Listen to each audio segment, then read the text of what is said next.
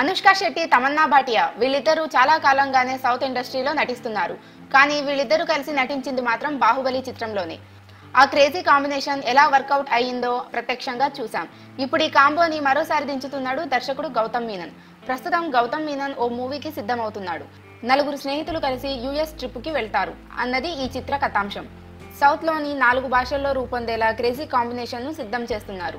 3 పాత్రల కోసం పృథ్వీరాజ్, పునీత్ రాజ్ కుమార్, సాయి ధరమ్ తేజ్లతో మాటామంతి జరుగుతుండగా మరొక హీరో పాత్రను నిర్ణయించాల్సి ఉంది.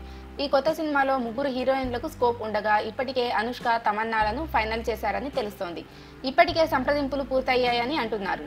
మరో హీరోయిన్ గా కొత్త భామను తీసుకొచ్చే అవకాశాలు ఉన్నాయి. ఈ ఏడాది ద్వితీయార్థంలో ప్రారంభమై వచ్చే ఏడాది ప్రారంభంలో ఈ మూవీ రిలీజ్ కానుంది.